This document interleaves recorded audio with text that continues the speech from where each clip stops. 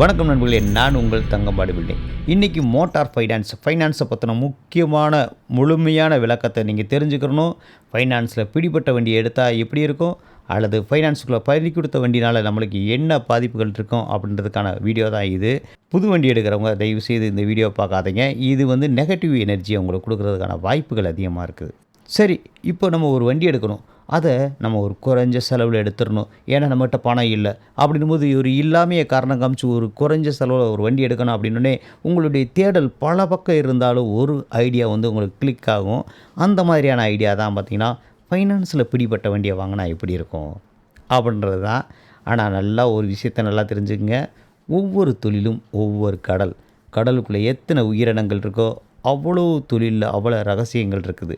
நீங்கள் ஃபைனான்ஸில் பிடிப்பட்ட வண்டியை போய் வாங்கணும் அப்படின்னா முதல்ல ஒரு விஷயத்தை தெரிஞ்சுங்க. அந்த ஃபைனான்ஸில் பிடிப்பட போகிற வண்டியை என்ன சொல்லுவாங்க அப்படின்னா, உங்கள் வண்டி டியூ கட்டலை, உங்கள் வண்டியை ஃபைனான்ஸில் நாங்கள் எடுத்துகிட்டு போகிறோம், ஆனால் டியூ கட்டுங்க அப்படின்னு அந்த இடைத்தரகர் உங்கள்கிட்ட பேசுவார்.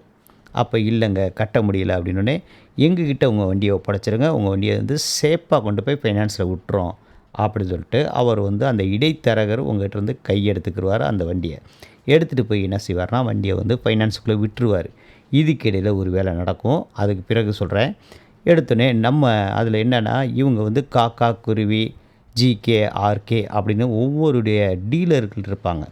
அந்த டீலர்கள் தான் ஃபைனான்ஸில் ஏலம் 20,000 டெபாசிட் பண்ணால் தான் ஏலமே கேட்க முடியும். அப்போ தான் அவங்ககிட்ட டோக்கன் நம்பரே கொடுப்பாங்க. சரியா?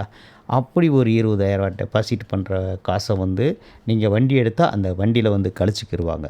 அப்படி நீங்கள் வண்டி எடுக்க போகும்போது அப்போ இவங்க கோடு வேடில் பேசிக்கிடுவாங்க. இது சிங்கம் தொட்ட வண்டி, இது காக்கா கொத்தின வண்டி அப்படின்னு சொல்லுவாங்க. அது தெரியாமல் நீங்கள் எடுத்திங்கன்னா அந்த காக்கா குடலை புறம் கொத்தி உருவி இருக்கும். நீங்கள் அந்த வண்டி எடுத்தீங்க அப்படின்னா வண்டி இருக்கும், இன்ஜின் இருக்காது. இன்ஜின் இருக்கும், இன்ஜினில் முக்கியமான மூலப்பொருட்கள் இருக்காது. நீங்கள் சிக்கிக்கொள்வீர்கள். அப்போ நீங்கள் என்ன செய்கிறீங்க, நம்மளை மாதிரி பப்ளிக்கெலாம் அந்த தொழிலில் மூக்கு நுழைக்கிறது மிகவும் கஷ்டம். அதனால் நீங்கள் இந்த ஃபைனான்ஸில் பிடிப்பட்ட வண்டியை போய் நீங்கள் எடுக்காதீங்க. நீங்கள் வண்டி வாங்கணும் அப்படின்னு ஆசைப்பட்டீங்க அப்படின்னா உங்கள் கண் முன்னாடி ஓடின வண்டியாக இருக்கணும். இல்லை ஒரு 25 வருஷம் 20 வருஷம் தொழில் பண்ண டீலராக இருக்கணும். சரி, அப்படி என்னுடைய வண்டி உள்ளே போயிடுச்சு. அப்படி போனதுக்கப்புறம் எதுவும் ஃபைனான்ஸில் பிரச்சனை பண்ணுவாங்களா, எனக்கு கொஞ்சம் பயமாக இருக்குது, கொஞ்சம் சொல்லுங்கள் அப்படின்னீங்கன்னா ஒரு கவலையும் படாதீங்க. ஒரு பிரச்சனையும் பண்ண மாட்டாங்க. ஆனால் மீண்டும் மீண்டும் உங்களுக்கு எஸ்எம்எஸ்ஸு மெயில் அனுப்பிச்சி விட்டுகிட்டே இருப்பாங்க. கொஞ்சம் பணம் கட்டுங்க, உங்கள் வண்டியை பிடிச்சிட்டு போய் நாங்கள் தயார் நிலையில் தான் வச்சுருக்குறோம் அப்படின்னு. ஆனால் ஒரு விஷயம் தெரிஞ்சுங்க, உங்கள் வண்டியை பிடிச்சிட்டு போனதுலேருந்து கரெக்டாக ஒரு 30 நாளைக்கு அப்புறம் ஏலத்துக்கு விட்டுருவாங்க. ஏலத்துக்கு விடும்போதே ஓப்பனாக சொல்லிடுவாங்க, இந்த வண்டியோட ஆர்ச் புக்கு இல்லை அப்படின்னு. ஃபைனான்ஸ்காரனுக்கு அந்த ஆர்ச் புக்கு கொடுக்கவே மாட்டேன், அந்த ஆர்ச் புக்கு இல்லாமல் அவன் வேணுமா ஓட்டட்டும், இல்லாட்டி வண்டியை விற்காமல் அவனே வச்சுக்கிறட்டும் அப்படின்னு நீங்கள் நினைப்பீங்க. தப்புங்க. ஏன்னா உங்களுடைய ஆர்ச் புக் ஒரிஜினல் மும்பையில் இருக்கக்கூடிய கம்ப்யூட்டரில் இருக்கும். வீட்டுக்கு எப்படி பத்திரம் போடுறீங்களோ அது போல் தான் வண்டியோட பத்திரம். அந்த பத்திரம் எங்கே இருக்கும், மும்பையோடைய மதர் கம்ப்யூட்டரில் இருக்கும். உங்கள்கிட்ட இருக்கிறது ஆர்ச் புக் ஒரிஜினல்.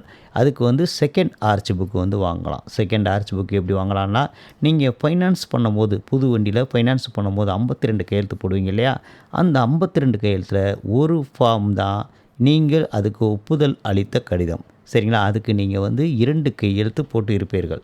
அதனால் அந்த கையெழுத்தை வச்சு ஃபைனான்ஸ் ஆர்ச் புக் அப்படின்னு சொல்லி வாங்கி கொடுத்துருவாங்க. சரிங்களா? சரி, ஃபைனான்ஸ் ஆர்ச் புக் அப்படின்னு வாங்கி கொடுத்து அப்படி வாங்கி ஓட்டுறவங்க சரியானவங்க. ஆனால் ஒரு வேளை உங்கள் வண்டியை எடுத்தவங்க அப்படியே உங்கள் பேரில் வச்சு ஓட்டினாங்கன்னு வைங்க, அந்த வண்டி ஒரு சின்ன கேஸ் வாங்கினா கூட அதுக்கு நீங்கள் தான் ஃபைன் கட்டணும்.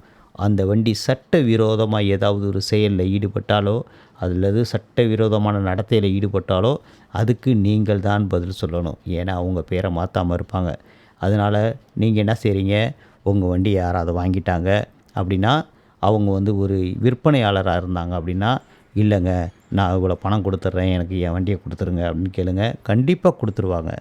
அப்படி இல்லை, எனக்கு அந்த வண்டி வேணாம், போனது போச்சு அப்படின்னா இந்த ஆர்ச் புக்குக்கு அவங்க ஒரு விலை வைப்பார்கள். குறைந்து ஒரு 20,000 25,000 வரை விலை வைப்பார்கள். அது மாடலை பொறுத்தது இருக்குது. சரிங்களா? ரொம்ப லோ மாடல்னால் அவளுக்கு கொடுக்க மாட்டாங்க.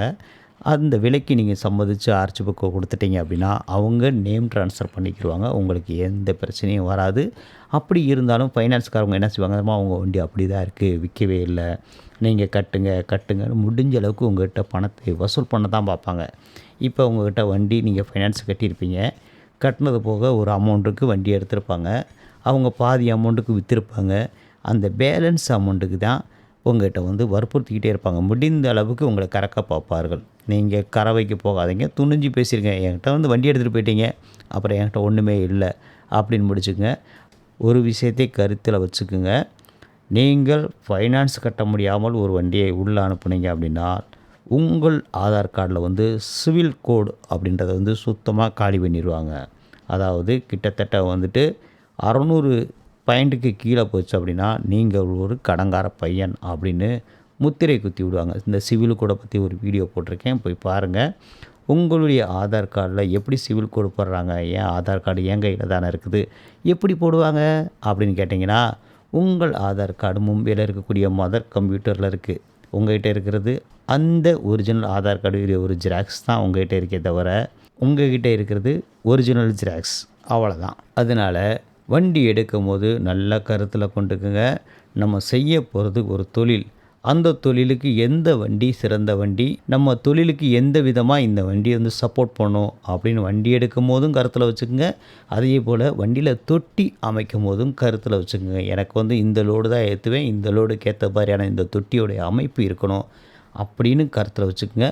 அது மட்டும் இல்லை, அந்த ஏரியாவில் எந்த மாதிரியான தொட்டி அமைச்சிருக்கிறாங்க, அந்த ஏரியாவில் எந்த மாதிரியான லோடு வருது, அந்த லோடுக்கு நம்ம தொட்டி எப்படி அமைக்கிறோம் அப்படின்றத கணக்கில் வச்சுக்கோங்க. ஏன்னா எல்லோரும் சௌரியத்தை எதிர்பார்ப்பார்கள். சௌரியம் குறைவாக இருக்கும் பட்சத்தில் உங்கள் வண்டியை வந்து கூப்பிட மாட்டாங்க.